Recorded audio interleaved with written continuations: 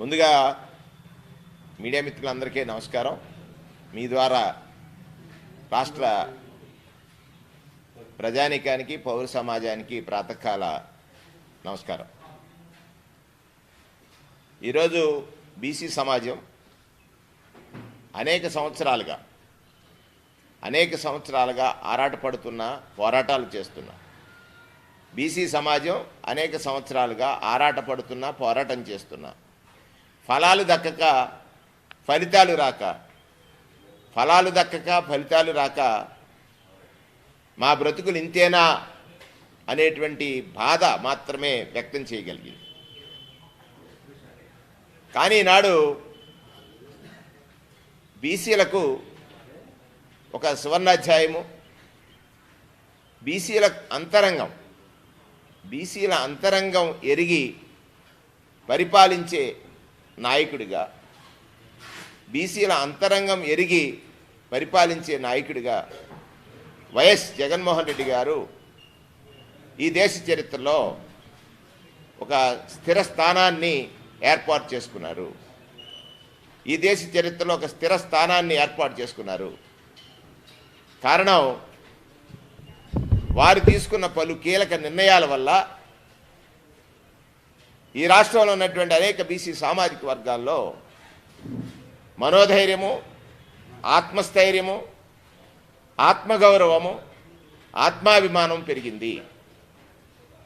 కారణం, పెత్తందారులందరూ కూడా బీసీ సమాజాన్ని కేవలం కులవృత్తులకే పరిమితం చేయాలని,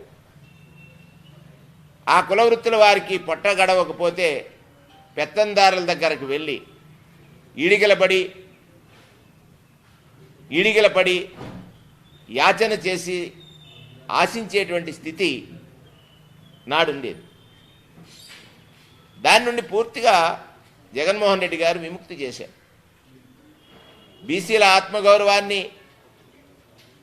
మనోధైర్యాన్ని ఈ ప్రభుత్వం బాధని, మా అవసరాలు ఎరిగి పనిచేస్తుందని నమ్మకం కలిగించారు. దురదృష్టం ఏమిటంటే, నేను ముందే చెప్పాను, పెత్తందారీ భావజాలం, పెత్తందారుల యొక్క ఆలోచన సమాజం గనక చైతన్యం చెందితే పెత్తందారు వ్యవస్థ పైన పెద్ద గాయం జరుగుతుందని వాళ్ళ నమ్మకం. దానిలో ప్రధానమైనటువంటి అంశం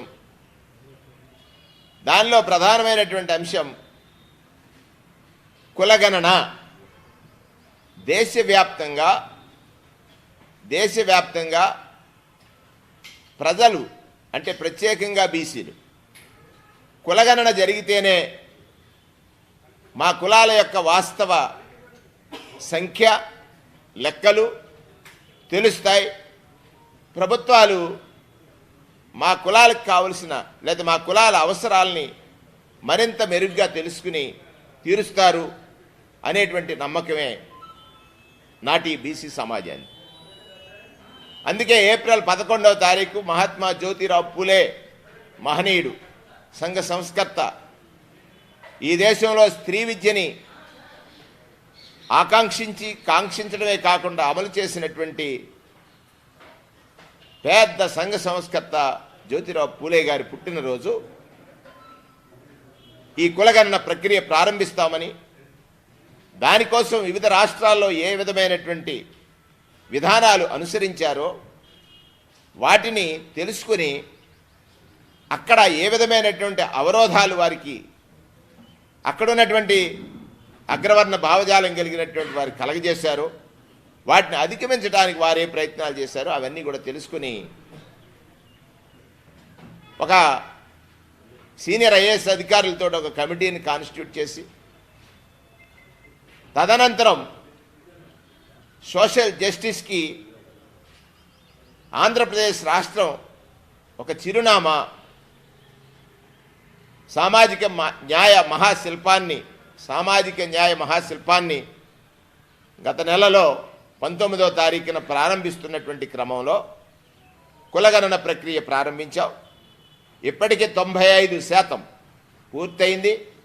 ఆల్మోస్ట్ 87% పైనే హౌస్ హోల్డ్స్ కులగణన ప్రక్రియలో పూర్తయ్యాయి.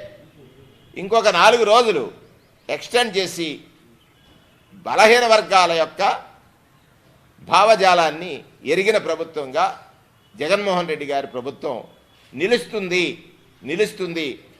ఆ క్రమంలో బీసీ సంక్షేమానికి నేను మంత్రిగా ఉండటం అంటే ఇది నాకు లభించినటువంటి బీసీలకు సేవ చేసే ఒక అవకాశంగా, ఒక సుకృతంగా, అవకాశమే కాదు సుకృతంగా మీ ద్వారా బీసీ సమాజానికి తెలియజేస్తున్నా. రెండవది, ఇక్కడ ఒక ఆశయంతో వైఎస్ఆర్ కాంగ్రెస్ పార్టీ ఏర్పడ్డది. ఏమిటి ఆశయం? ఏ వర్గాలైతే రాజకీయ అధికారానికి దూరంగా ఉన్నాయో, ఏ వర్గాలైతే రాజకీయాలకి మాకు దక్కవని భావనలో ఉన్నాయో అటువంటి సామాజిక వర్గాల్ని రాజకీయ ప్రాతినిధ్యం కలిగించడంతో పాటు వాళ్ళని అగ్రపీఠం వేసి వారందరినీ కూడా కేవలం స్థానిక సంస్థలకే పరిమితం కాదు బీసీలు, కేవలం స్థానిక సంస్థలకే కాదు పరిమితం బీసీలు అత్యున్నత సభల్లో కూడా అడుగిడగలరు అని నిరూపించారు జగన్మోహన్ రెడ్డి గారు. మీరు చూడండి, గతంలో పార్లమెంట్ మెంబర్స్ అంటే కేవలం ధనికులు, అగ్రవర్ణాలు, అందులో కమ్మల, రెడ్ల, రాజుల, ఇటువంటి పరిస్థితి. ఇవాళ చూడండి, పార్లమెంట్ మెంబర్లుగా బీసీలని పోటీలో పెట్టి వారికి కూడా ఒక అవకాశం ఇస్తే వారి సమాజంలో ఎదుగుతారు, ఈ సామాజిక వర్గాల యొక్క స్థితిగతులు తెలుసుకుంటారనే ఉద్దేశంతో జగన్మోహన్ రెడ్డి గారు తీసుకున్న నిర్ణయం. ఇక్కడ ఇవాళ ప్రధానమైనటువంటి పాత్రికేయ సమావేశంలో ఇలా ఆంధ్రజ్యోతిలో ఒక కథనం వచ్చింది. చెట్టి బలిజలపై చిన్న చూపు. మీ ద్వారా కథనాన్ని ప్రచురించినటువంటి రాధాకృష్ణ గారిని సూటిగా నేను అడిగేటువంటి ప్రశ్న ఏమిటంటే, మీరు చంద్రబాబు నాయుడు గారిని ఒకసారి కలవండి. శెట్టి బలిజలంటే ఏ జిల్లాల్లో ఉంటారు, వారి కులవృత్తి ఏమిటి, ఏ ప్రాంతాల్లో ఉంటారు, వారి జీవనం ఎలా సాగిస్తున్నారు అని. ఇవాళ రాయలసీమలో శెట్టి బలిజల్ని బీసీలుగా గుర్తించలేదని మీరు అంటున్నారు. కాపు, తెలగ, ఒంటరి, బలిజ ఈ 4 కులాలు కూడా ఓసీ కులాలుగా ఉన్నాయి. 2014లో చంద్రబాబు నాయుడు ఈ శెట్టి బలిజలకి లేదా బీసీలకి, కాపులకి ఒక యుద్ధాన్ని సృష్టించాడు. అంతకుముందు ఎన్నికల్లో మాలలకి, మాదిగలకి ఒక యుద్ధాన్ని సృష్టించాడు. అంటే ఇది రాజకీయ కుట్రలో వీళ్ళందరూ కూడా సమిధులైపోవాలని ఆయన ఆలోచన. రాజకీయ కుట్రలో వీళ్ళందరూ కూడా సమిధులైపోవాలి అనేటువంటి ఒక కుట్రదారుడు చంద్రబాబు నాయుడు అని మీరు అడిగినట్లయితే చెప్తాడు. 2014లో తూర్పుగోదావరి జిల్లాలో కాకినాడలో ఆయన పాదయాత్ర చేశాడు. ఆ పాదయాత్ర చేస్తున్న క్రమంలో శెట్టి బలిజ సంఘాలన్నీ వెళ్ళి అడిగాయి, చంద్రబాబు నాయుడు గారు, మేము ఈ జిల్లాల్లో అధికంగా ఉన్నాం, విభజిత ఆంధ్రప్రదేశ్ రాష్ట్రంలో సుమారు 13-14 లక్షల ఓట్లు శెట్టి బలిజ సామాజిక వర్గానికి ఉన్నాయి, 2 స్థానాలు కేటాయించమని అంటే ఆ బస్సులో ఆయన అన్నమాట ఆ సంఘ నాయకులందరూ బయటకు వచ్చి బోరున ఎంత చులకనగా చూశాడంటే, మీకు సీట్లు ఇస్తే గెలుస్తారా అనేటువంటి ఒక చులకన భావాన్ని కనపరిచాడు చంద్రబాబు నాయుడు గారని ఆయన మాటల ద్వారా వినండి. ఇవాళ శెట్టి బలిజలపై చిన్న చూపేంటి? మీరన్న మాటలో నిజం ఎక్కడుంది? ఈ జిల్లాలో ఒకే ఒక శాసనసభ్యుడిగా రామచంద్రపురం గెలిచేది. ఇవాళ జగన్మోహన్ రెడ్డి గారు 3 స్థానాలు పాలకొల్లో, సెట్టిబెల్జిలు అంటే కేవలం సెట్టిబెల్జిల మీదే పోటీ చేయడానికి కాదు, అగ్రవర్ణాల మీద కూడా పోటీ చేసి గెలవగలరని ఆ శక్తి నేను ఇస్తానని పాలకొల్లు స్థానం, అలాగే కేవలం రాజులకే పరిమితమైనటువంటి పార్లమెంటు నరసాపురం, కేవలం రాజులు తప్ప ఇంకొకరు గెలవలేరనేటువంటి ఒక భావన ఉండేది. ఇవాళ ఒక సెట్టిబెల్జి మహిళకి ఇచ్చాడు. ఇది కనపట్టలేదా మీకు? సెట్టిబెల్జిలకు ఇచ్చిన గౌరవంగా తూర్పుగోదావరి జిల్లాలో అరెస్ట్ వైల్ రామచంద్రపురం స్థానాన్ని సెట్టిబెల్జిలకు ఇచ్చారు. ఇవాళ రాజమండ్రి రూరల్ స్థానాన్ని సెట్టిబెల్జిలకు ఇచ్చారు. సెట్టిబెల్జిలు అంటే బీసీలకు ఇచ్చారు. సెట్టిబెల్జిలు అని నేను అంటున్నాను, సెట్టిబెల్జి అని రాశారు కాబట్టి చెప్తున్నాను. బీసీలకు ఇచ్చారు. ఈ జిల్లాలో పెద్దన్న పాత్ర పోషించేది సెట్టిబెల్జి కులమే. మరొక స్థానం రాజమండ్రి పార్లమెంట్ కూడా సెట్టిబెల్జిలకు ఇచ్చారు. మరి ఇది మీకు కనిపించట్లేదా? సెట్టిబెల్జిలపై చిన్న చూపు అంటే ఇదా నాయన? 2 సీట్లు అడిగితే ఇవ్వనన్నటువంటి చంద్రబాబు నాయుడు చిన్న చూపు చూశాడా? 2ను 6గా చేసి ఇంకొక ఇద్దరిని శాసన మండలికి తీసుకుని ఈ జిల్లాలో అధికంగా ఉన్నటువంటి సెట్టిబెల్జి సామాజిక వర్గాన్ని అత్యంత గౌరవంగా చూస్తున్నటువంటి వైఎస్ఆర్ కాంగ్రెస్ పార్టీని చూసి వెన్నులో వణుకు పుడుతుంది. కనుకే ఈ రోతరాతలు రాస్తున్నారు. రాయలసీమలో బలిజలు ఓసీలుగా ఉన్నారు. వారి ప్రొఫెషన్ ఏమిటి? వారు ట్యాపింగ్ చేయరు, వ్యాపారం చేస్తారు. అసలు ఈ సామాజిక స్పృహ మీకు లేదని దీని ద్వారా అర్థమవుతుంది. ఎవరైతే కుల వృత్తుల మీద ఆధారపడి ఉన్నారో వారిని మాత్రమే బీసీలుగా గుర్తించారు పుట్టుస్వామి కమిషన్. ఆ కుల వృత్తుల మీద ఆధారపడ్డ వాళ్ళు ఎక్కడెక్కడున్నారు, ఎలా ఉన్నారనేది. ఈ జిల్లాలో సెట్టిబెల్జీలు అధికంగా ఉన్నారు. బీసీలకు పెద్దన్న పాత్ర పోషించారు. ఆ రోజు నువ్వు చేసిన చంద్రబాబు నాయుడు గారు చేసిన కుట్రలో బీసీలను రక్షించడానికి ముందు వరుసలో యుద్ధం చేసింది సెట్టిబెల్జి సామాజిక వర్గమే. మళ్ళీ అంటున్నారు, నేను ఇచ్చినటువంటి జీవోలో రాయలసీమ ప్రాంతానికి చెందినటువంటి సెట్టిబెల్జిల్ని ఓసీలుగానే ఉన్నారు వారు.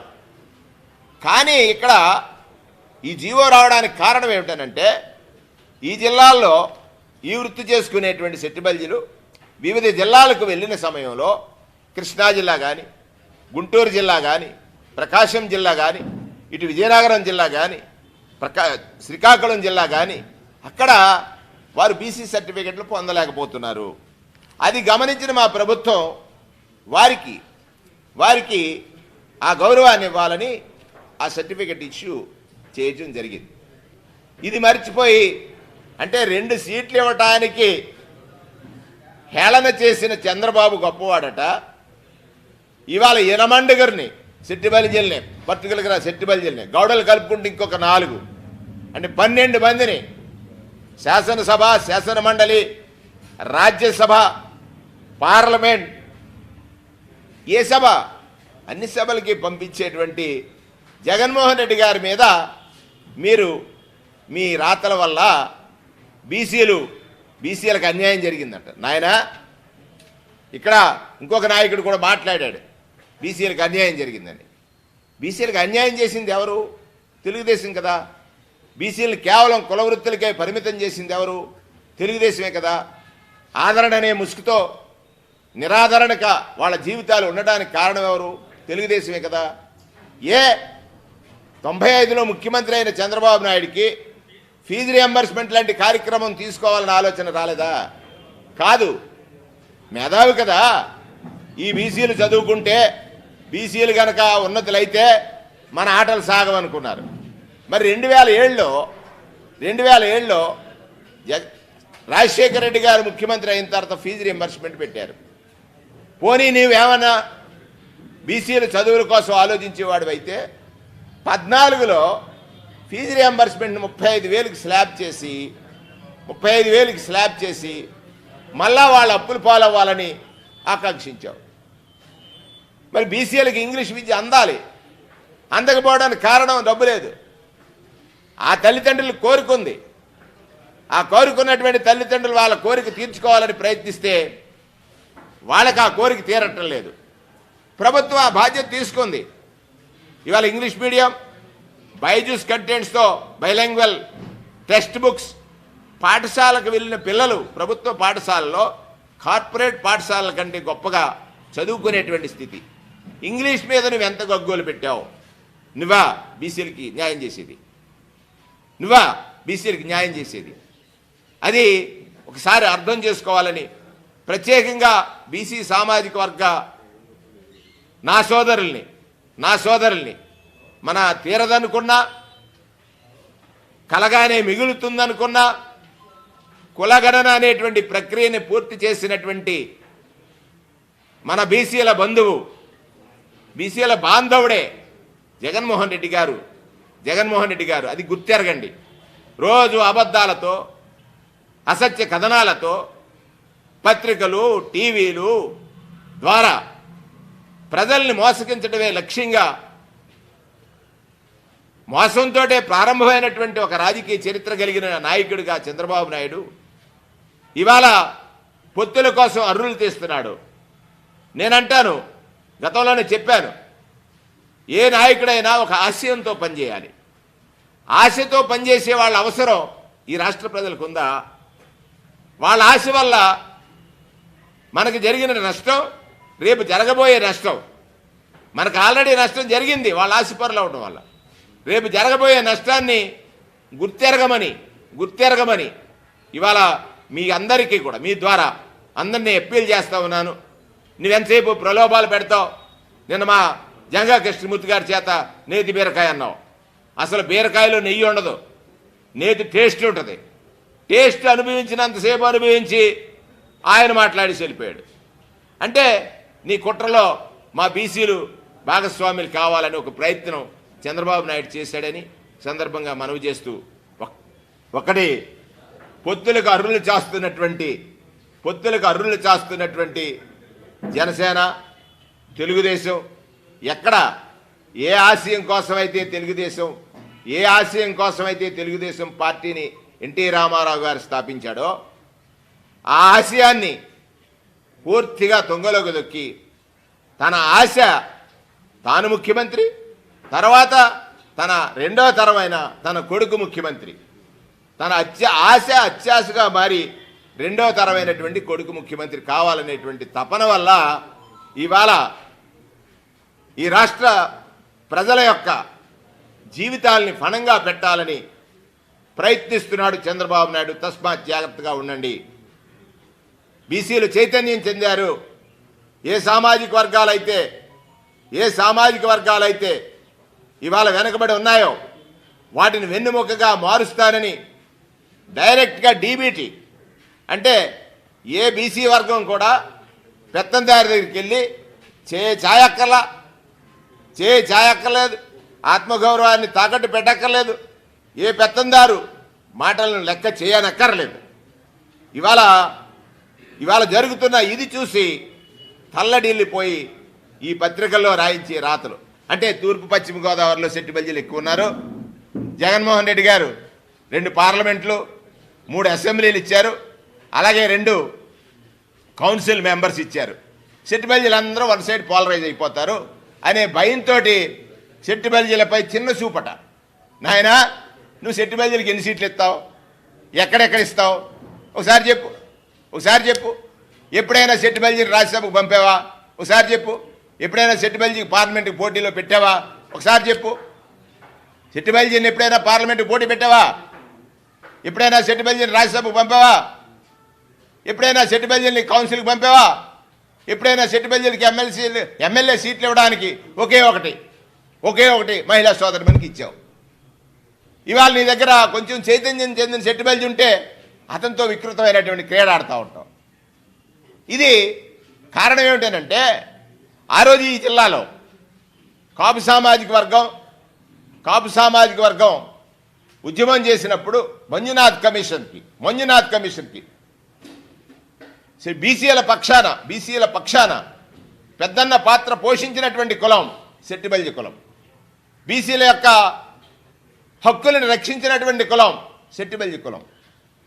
ఆనాడు 2009లో కూడా స్వర్గీయ రాజశేఖర రెడ్డి గారు ప్రజారాజ్యాన్ని స్థాపించినటువంటి సమయంలో చైతన్యం చెందినటువంటి కులం కేవలం చెట్లు ఎక్కడమే కాదు, రాజకీయంగా పార్లమెంట్లు మెట్లు ఎక్కగలరని ఆనాడే ఆలోచించాడు ఆయన. అందుకే అది చూసి కంపించిపోయి నీ రాతల ద్వారా సెట్టిబల్జీల చిన్నచూపు రాయలసీమలో లేదు, ఇక్కడ ఉన్నటువంటి సెట్టిబల్జీలకు అన్యాయం చేసి, అంటే రాయలసీమలో బలిజీలను సెట్టిబల్జీలుగా చేర్చేస్తే ఇక్కడ ఉన్నటువంటి సెట్టిబల్జీలు అందరూ కూడా అన్యాయం అయిపోవాలి. అది కదా నీ ఉద్దేశం. బలిజీలు ఆల్రెడీ వాళ్ళు ఎంజాయ్ చేస్తున్నారు, వాళ్ళు చక్కగా ఉన్నారు. నీ పక్షానికి వచ్చాడు మొన్న ఒక ఆయన. నీవు ఎంతసేపు ఏంటంటే నీ గేము చెల్లదని ఈ మీ ద్వారా రాష్ట్ర ప్రజలందరికీ ఒక్కటే విజ్ఞప్తి చేస్తా ఉన్నాను. ఆశయంతో పుట్టిన పార్టీ వైఎస్ఆర్ కాంగ్రెస్ పార్టీ. ఏమిటి ఆశయం అంటే రాజశేఖర రెడ్డి గారు కొనసాగించిన సంక్షేమం, శాచ్యురేషన్ విధానం, విద్యా విధానం, ఆరోగ్యాన్ని రక్షించడానికి 108 కానీ ఆరోగ్యశ్రీ లాంటి కార్యక్రమాలు, పేదవాడికి ఇల్లుండాలని ఆలోచన చేసినటువంటి రాజశేఖర రెడ్డి గారి ఆశయాల కోసం పుట్టిన పార్టీ అయ్యా వైఎస్ఆర్ కాంగ్రెస్ పార్టీ.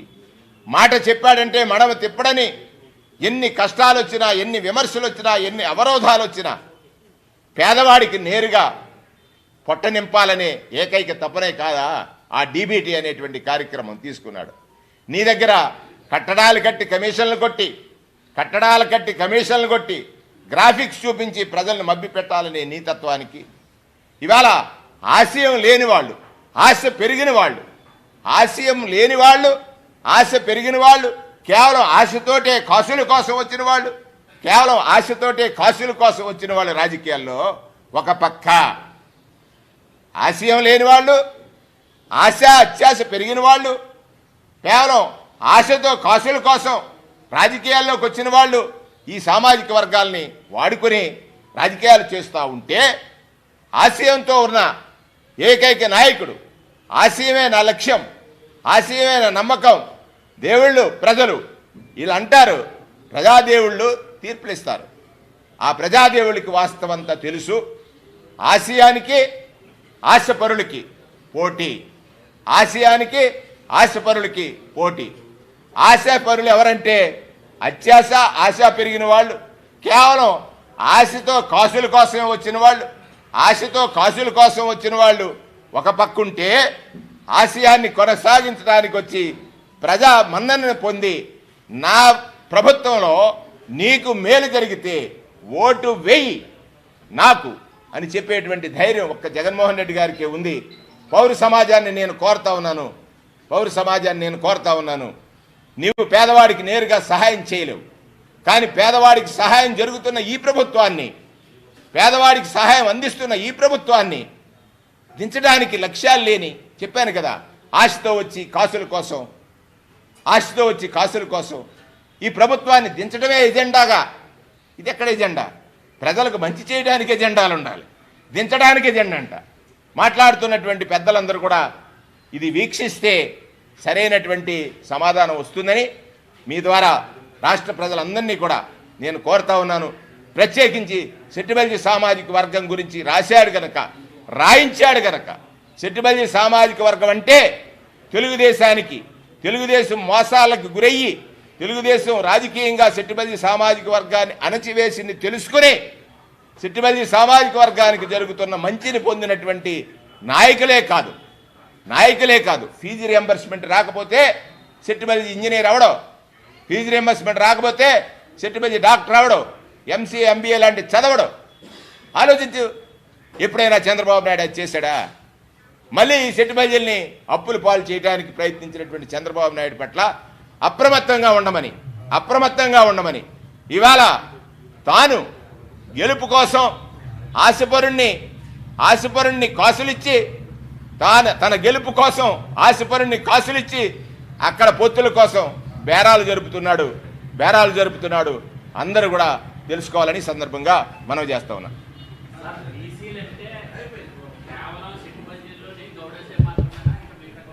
నేను స్పష్టంగా చెప్పాను, 139 కులాలు ఉన్నాయి. ఈ జిల్లాలో పెద్దన్న పాత్ర పోషించే బీసీలకు పెద్దన్న పాత్ర పోషించేవారు సెట్టిబల్జీలు. తూర్పు పశ్చిమ గోదావరి జిల్లాలో బీసీలు అంటే సెట్టిబల్జీలు నేనెందుకు చెప్తాను? బీసీల్లో ఒకళ్ళం సెట్టిబల్జీలో.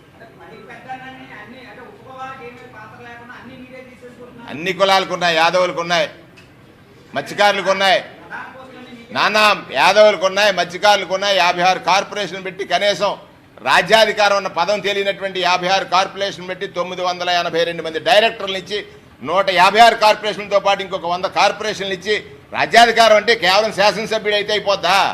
రాజ్యాధికారం అంటే రాజకీయంగా ముఖ్యమంత్రి గారికి అక్కడున్నటువంటి ఆ వర్గాల యొక్క సమస్యల్ని తెలియజేసేటువంటి ఒక ఫోరం. కీలక పోస్టులు ఏంటి అంటే వద్దంటావా? ఎవరికి ఇవ్వాలి?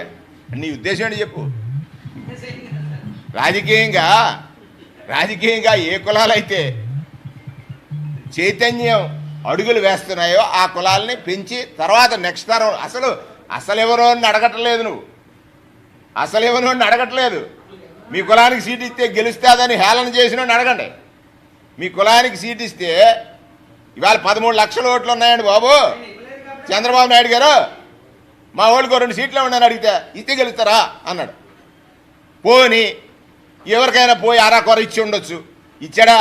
ఇచ్చిన తర్వాత వెంటనే వాళ్ళ కొలపోటు వస్తే తీసేస్తాడు. ఇక్కడే ఉంది అది ఉదాహరణ. వాళ్ళ కొలపోటు వస్తే తీసేస్తాడు. ఇక్కడే ఉందా ఉదాహరణ. ఇది చాలా కన్ఫ్యూజన్ స్టేజ్. పొత్తుల కోసం అరులు చాసే చంద్రబాబుకి ఇప్పటికే దేవుడు ఒక సమాధానం చెప్పాడు, ప్రజలు ఒక సమాధానం చెప్పారు. ప్రజలు ఇచ్చిన గొప్ప తీర్పు ఏమిటంటే 40 ఏళ్ళలో 40 ఇయర్స్లో రాజ్యసభలో స్థానం లేదు. స్థానాన్ని జీరో చేశాడు. ఇక 25 మంది అవసరం, కొనుగోలు చేద్దామని ప్రయత్నించి నేను పోటీ పెడతానన్నాడు. ఒకసారి ఆ రామయ్యని ఎస్సీ నాయకుడు పాపం తెలుగుదేశం పార్టీలు నాకులాగా నోరేసుకుని పడుతూ ఉంటాడు. అటువంటి రామయ్యని ఫ్లైట్ ఎక్కి ముందు తీసేశాడు. చూడు వాళ్ళ బాబురావు గారు పార్టీని నమ్మాడు, పార్టీతో ఉన్నాడు. బాబురావు గారిని రాజ్యసభకు పంపుతుంటే ఏమండి అది రాజకీయ నాయకుడి యొక్క దక్షత. చాలు.